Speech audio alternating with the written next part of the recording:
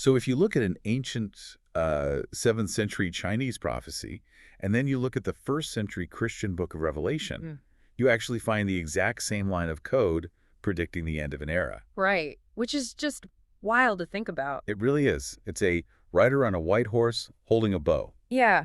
Two completely different, theological operating systems separated by centuries and continents, yet they output the exact same visual archetype for this massive global paradigm shift. Exactly. And today we're not just looking at these ancient texts as, like, historical curiosities. No, definitely not. We are looking at a modern framework that claims this rider isn't coming in some distant, abstract future. He's actually been quietly gathering power since 2022. Which is a huge claim. Oh, it's a bold claim. And usually when you hear something like that, the instinct is to immediately write it off as standard apocalyptic fear-mongering, you know? Yeah, the classic doomsday stuff. Right. But when you actually dig into the sources we're synthesizing for this deep dive, you find something far more structured. It's really psychologically grounded. Yeah, we aren't looking at vague doomsday predictions here.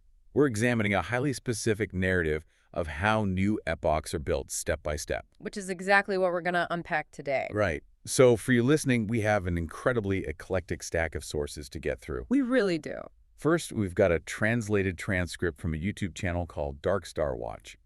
And that details the cosmic gifts of an Eastern archetype known as the Ziwei Star. Oh, purple star. Exactly. That's The super second, fun. we have a very specific runic tarot reading that maps out a strict 5-year chronological timeline from 2022 to 2026. That timeline is fascinating. It's so specific.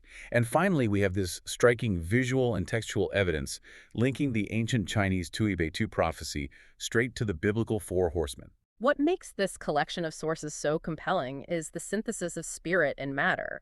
I mean, we're looking at a cross-cultural phenomenon where entirely separate mystical frameworks are pointing to the exact same archetype. Right, the same imagery. Yeah, and a shared countdown to a completely new global reality.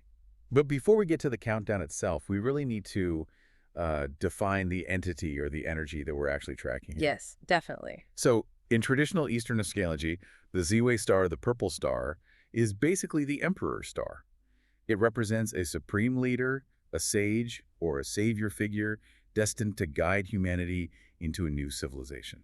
And historically, when we hear savior figure, we tend to picture someone deeply ascetic, Right, for sure. Like a passive philosopher meditating on a mountaintop. Exactly. Someone completely detached from the physical world, just pure spiritual energy. Right, the classic trope where enlightenment requires total poverty and detachment. Yeah, but the Dark Star Watch transcript entirely upends that expectation. It really does. It asks what the universe's ultimate, most extravagant gift to this Ziwei Star would actually be to accomplish a global mission. And the answer isn't some nebulous spiritual blessing. No, it's not. It's absolute tangible material control. It's the creation right to physically mold reality. Okay, let's unpack this, because that concept of a highly spiritual figure wielding immense material power almost feels like a contradiction. It does sound like one at first. Right. The source uses 3 specific tarot archetypes to map out this cosmic arsenal, starting with the King of Pentacles. Ah, yes. Now, we all know the King of Pentacles is the ultimate earth energy, extreme wealth, stability, resource attraction.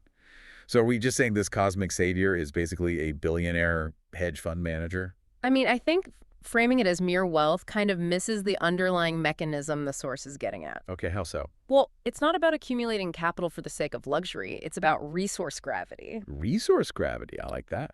The text explicitly says that wherever this Ziwei Star energy goes, a new physical reality is formed. Pure idealism without resources usually just gets crushed by existing power structures. Yeah, absolutely. So the King of Pentacles represents the ability to anchor visionary ideas into concrete infrastructure. Yeah. It's about rebooting human civilization through tangible things. We're talking about new energy technologies, new logistical systems. Right, so their words and actions translate into genuine, undeniable material changes. They're actually building a foundation for a new era. Exactly. So it's less about a daydreaming mystic and more about, like, a cosmic CEO. A cosmic CEO, that's a great way to put it. An architect who doesn't just inspire people, but actually pulls in the raw materials needed to construct a new paradigm. Precisely. But raw materials are useless without a mechanism to transform them. Right. That's where the source's second archetype comes in, which is the magician. Oh, the magician. Yeah. If the King of Pentacles is the foundation, the Magician is the engine of alchemy.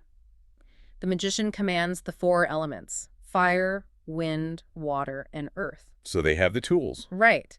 In this context, the text explains that the universe gives this figure the ultimate integrative power of inspiration, will, emotion, and physical form. There's a line in the transcript that really stuck with me. It says, the Ziwei Star doesn't follow rules, they create the rules. Yes, that's a powerful statement. They turn thought into destiny and chaos into order. It's the ability to literally pull a new reality out of thin air. It really is. But I have to push back a little here. Sure.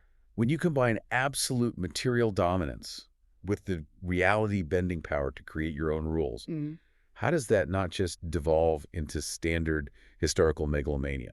That is the big question. Right. Like, what keeps this energy aligned with a savior archetype rather than just another dictator? Well, that's the critical tension, isn't it? And it's exactly why the Cosmic Toolkit has a third component, which is the Ace of Swords.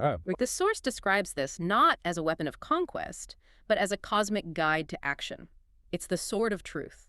It provides clear insight and divine decisiveness. A surgical tool, basically. Yes, exactly. The universe doesn't just grant this reality-warping power. It demands a distinct, era-defining path be cut for humanity. I see. The Ace of Swords represents the refusal to just go with the flow or tolerate the ambiguity of a corrupt system. It's the mechanism used to slice through the old paradigm. So you have the material grounding of the pentacles, the alchemy of the magician, and the uncompromising truth of the swords. That's a triad. But wielding that kind of multi-dimensional reality-bending power comes with massive friction. I mean, reality has inertia. It absolutely does. You don't just snap your fingers, wave an Ace of Swords around, and instantly rewrite global civilization overnight. No, of course not. A shift of that magnitude requires an incubation period. Which naturally brings us to the timeline. Yes, let's get into the timeline. The abstract archetype has to become a grounded narrative of manifestation, and our sources provide a remarkably specific one. Yeah, they do.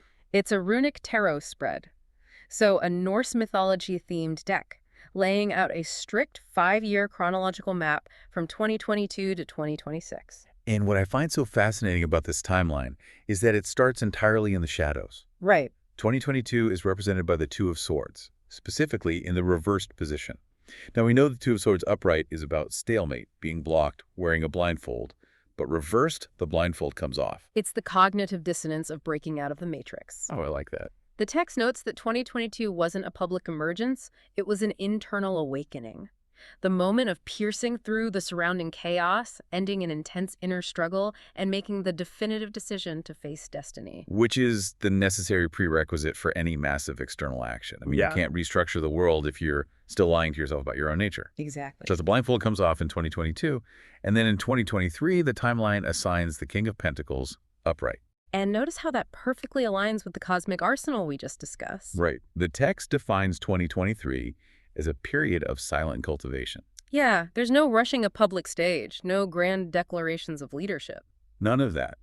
It's a phase of quietly accumulating strength, gathering those literal and metaphorical resources, and building a solid material foundation completely behind the scenes. It's a logistical phase. I mean, if you are preparing to challenge a global paradigm, you need an invisible infrastructure before the world even knows you exist. Makes a couple sense. That silent consolidation in 2023 sets the stage for 2024, which is represented by the Emperor card.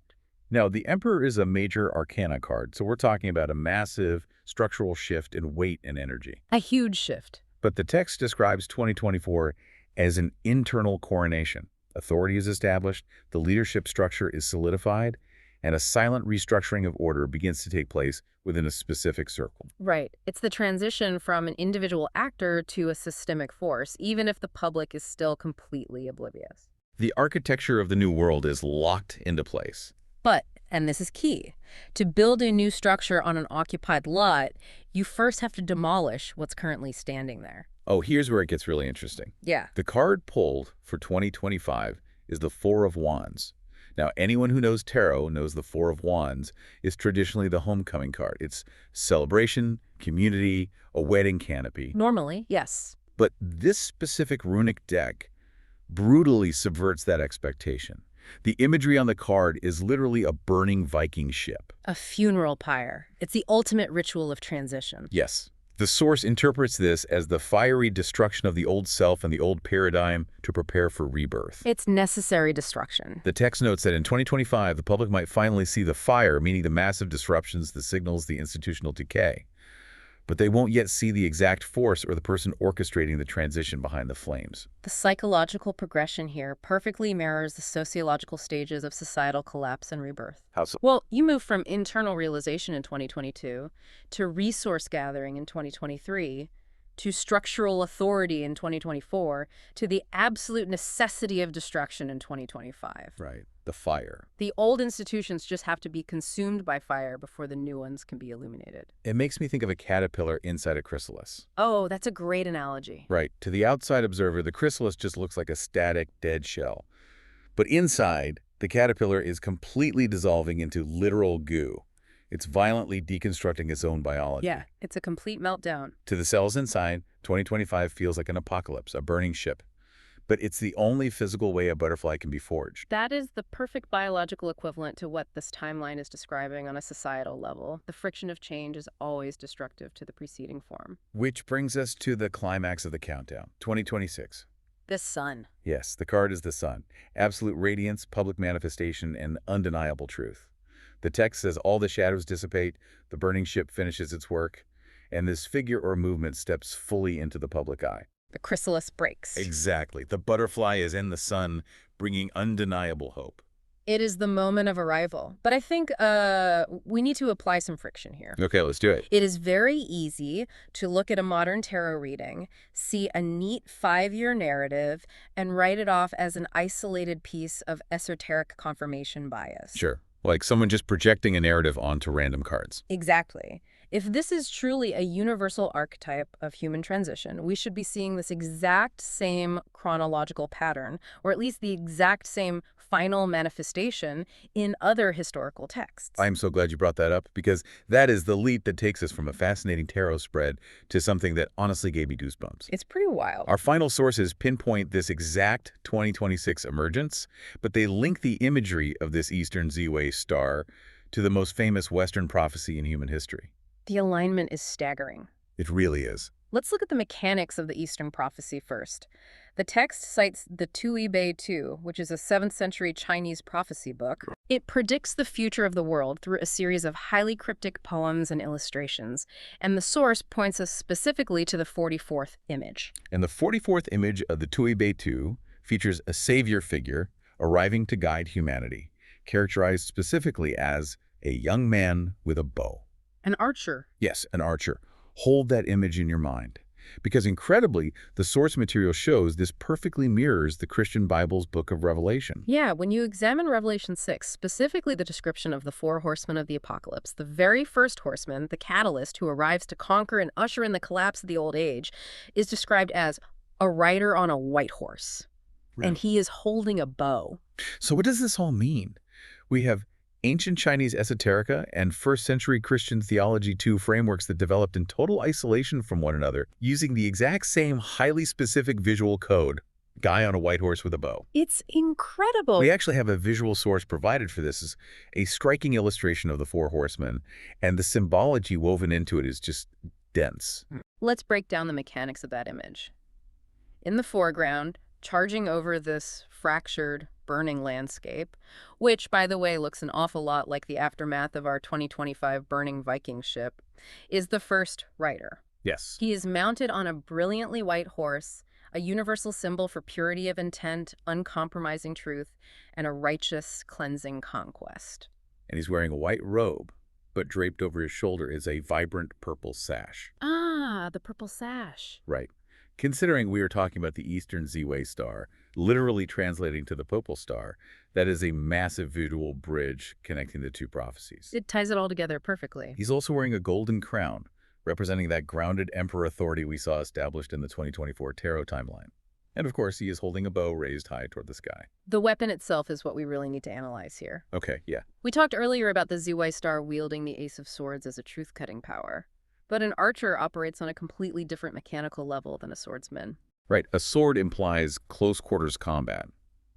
It's immediate, it's messy, and it's highly localized. You have to be standing right next to the thing you're trying to cut down. Exactly. But a bow A bow represents delayed gratification and kinetic potential energy. Oh, that's interesting. An archer strikes from a distance outside the immediate fray.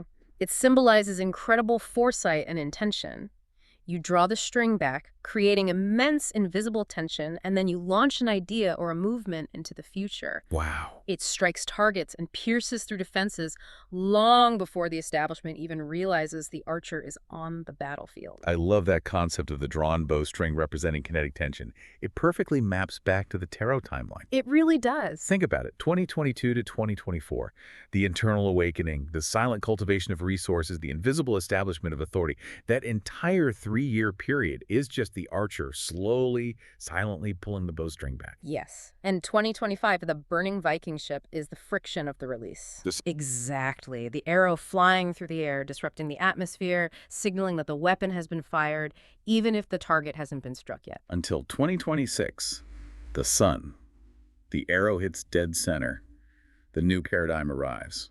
It is a profound metaphor. Yeah. It's fascinating how these multiple, disconnected cultural frameworks leverage the exact same mechanical archetype of the archer to signify the ultimate catalyst for a new age. Yeah, East and West converging. Exactly. In the East, it's the young man with a bow from the Ziwei Star.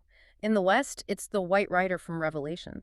Both represent a force that initiates a massive planetary transition. It bridges the gap between ancient spiritual myth and the modern, impending 2026 timeline we've been tracking. It really requires you to step back and look at the sheer scale of what we've unpacked today. It's massive.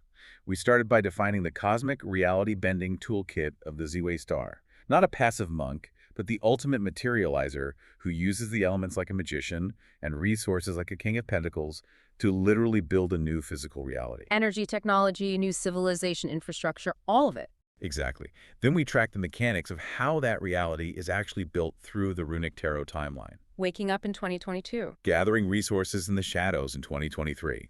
Silently taking the crown of authority in 2024. Utilizing the necessary fiery destruction of the old world in 2025. And finally stepping into the sun's radiance in 2026. And we culminated with that mind-bending cross-cultural link where an ancient Chinese archer and the biblical white horse rider turned out to be the exact same archetype of global transformation. And for you listening, I think the true value of this deep dive lies beyond the literal interpretation of the prophecies. I can completely agree. Whether you view this as a supernatural event coming true, or simply as a fascinating sociological study of human psychological archetypes, it is incredibly revealing. It really highlights how human beings instinctively use myth to anticipate and process massive cultural shifts. Right. The fact that different cultures independently arrived at the exact same sequence of symbols suggests a shared, hardwired human intuition about how old eras collapse and how new ones are born. It provides an incredible, almost sobering lens through which to view the sheer velocity of the changes happening in our world right now. It really does. As we rapidly approach that 2026 marker, you can almost feel the tension in the bowstring snapping taut. You certainly can, and the source material actually leaves us with a parting challenge regarding that very tension. Oh, right. At the end of the tarot reading text, the author offers 2 paths for the reader's further exploration. What were they again? Well, path A is revealing the true physical appearance of this figure, but path B is far more immediate and, frankly, far more relevant to where we are right now. Revealing the trigger event for their arrival. Yes, the opportunity of descent. The text asks what massive event, what undeniable signal will actually precipitate this arrival. So as you go about your day, I want you to think about the mechanics of that 2025 burning Viking ship card. We are standing right on the precipice of that year. We really are. If a massive world-changing archetype, a white rider, a Ziwei Star, is truly set to emerge into the sun in 2026, what do you think that fiery signal in 2025 will actually look like? It's a heavy question. What institutions need to burn? What old paradigms need to collapse to create the necessary funeral pyre for our modern world? Keep your eyes open. The arrow's already in the air.